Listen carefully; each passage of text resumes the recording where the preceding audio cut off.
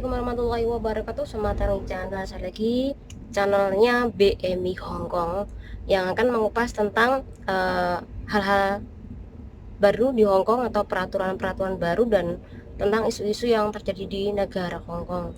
Nah, kali ini kita akan membahas tentang peraturan baru yang kemarin dikeluarkan oleh Departemen Imigrasi, mencakup tentang tenaga kerja asing atau pekerja rumah tangga.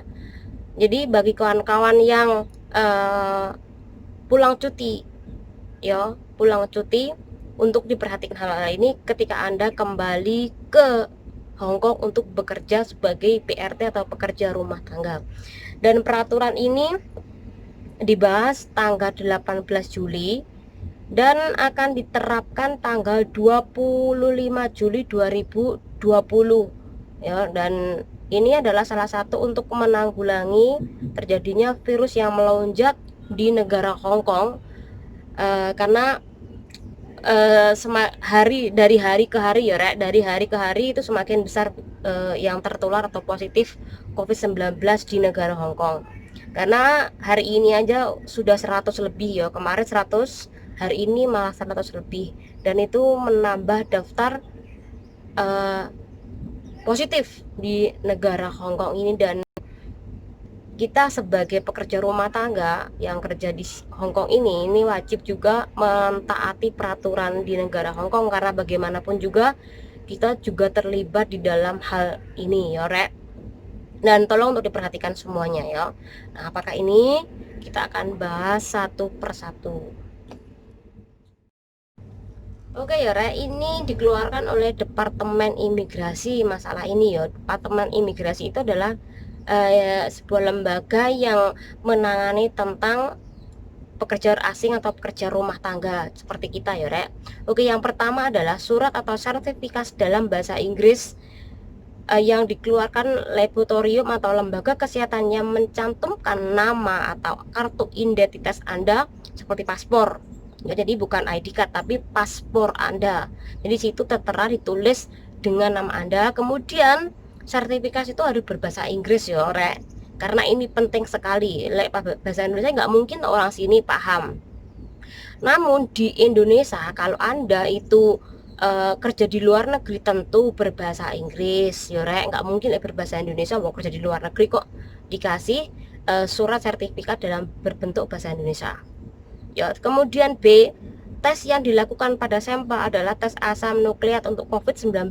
Jadi nanti kalian cek di deskripsinya apa itu tes asam nukleat, Dan sekali lagi untuk peringatan buat kawan-kawan semuanya, sebelum 3 hari Anda berangkat ke Hongkong, sampean harus melakukan uji coba kesehatan Anda atau harus mendapatkan sertifikat. Jangan sampai 1 minggu Anda bakal ditolak. Jadi 72 jam itu adalah 3 harian, Rek. Sebelum ke Hongkong Anda tes kesehatan dulu.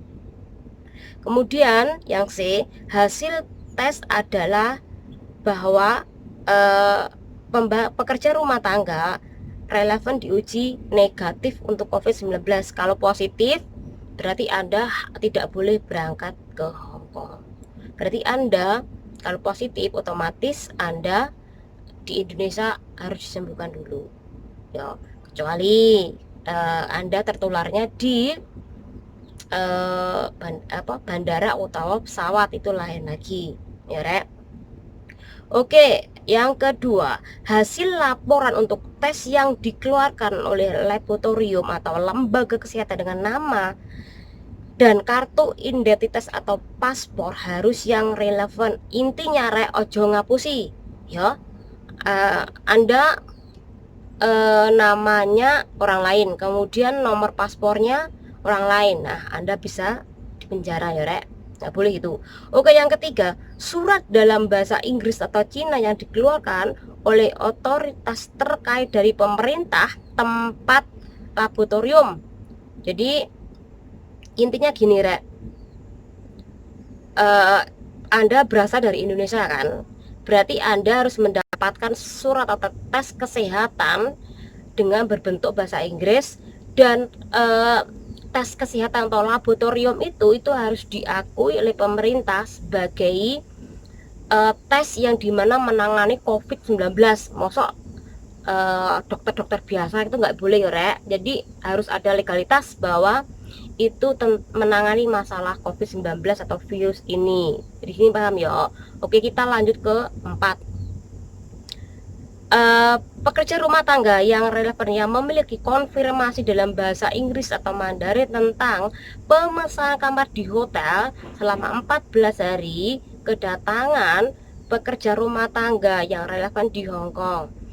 Kemudian ini pembahasannya adalah Anda 14 hari ini karantina itu wajib penanggung biaya itu ditanggung oleh majikan Anda 14 hari. Kemudian juga tes swab yang kalian lakukan di Indonesia itu menjadi tanggung jawab majikan juga ya rek. Silakan Anda nanti minta kwitansi, jadi nanti minta sama majikan. Yang penting adalah ada kwitansi berapa habisnya ya rek. Mungkin kawan-kawan akan melihat juga bahwa mbak-mbak yang tidak memiliki uang ketika dia balik ke Hong Kong, mereka memilih tindakan untuk tidak memesan kamar atau tidak memesan penginapan, tetapi mereka tidur di bandara. Ya, saya menemukan hal itu banyak banget. Ya hanya kawan kita di Indonesia, tapi juga Filipina. Mereka memilih karantina di bandara selama 14 hari.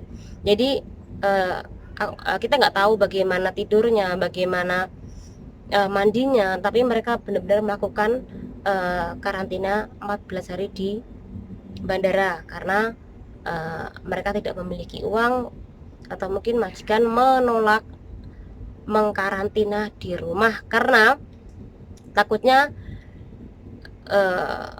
sekeluarga mereka juga terkena COVID-19, walaupun di dalam tes itu Anda negatif, tapi kan takutnya Anda tertular di bandara atau mungkin di pesawat. Jadi majikan banyak yang menolak ya. Kemudian banyak nggak punya duit, padahal akan diganti, tapi kan mereka tidak punya uang dulu. Kemudian mereka melakukan karantina sendiri di bandara. Saya menemukan banyak itu ya, banyak seperti itu ya. Dan kawan-kawan untuk diperhatikan bahwa hal ini harus benar-benar diperhatikan, dihindari. Ketika Anda di karantina jangan keluar karena gelang yang Anda pakai itu akan berbunyi ketika Anda kemana-mana ya. Kemudian untuk pertanyaan hak dan manfaat tenaga kerjaan, silakan hubungi Labor Department hotline 215795537 ya. Kemudian silakan juga menghubungi di imigrasi government di 28246111. Jadi kalau ada pertanyaan masalah seperti ini, jadi sekali lagi bahwa karantina biayanya itu ditanggung dengan majikan. Tetapi bagaimana kalau Anda 14 hari ini di karantina, apakah gaji bulanan itu harus utuh? Itu tergantung dari kesepakatan Anda dan majikan Anda. Jadi sekali lagi perhatikan peraturan-peraturan baru dan tetap stay tune di channel ini, karena nanti saya bakal membahas tentang apa saja sih peraturan baru yang dikeluarkan oleh pemerintah Hong Kong mengatasi COVID-19 agar tidak meledak di negara ini. Semoga bermanfaat. Wassalamualaikum warahmatullahi wabarakatuh.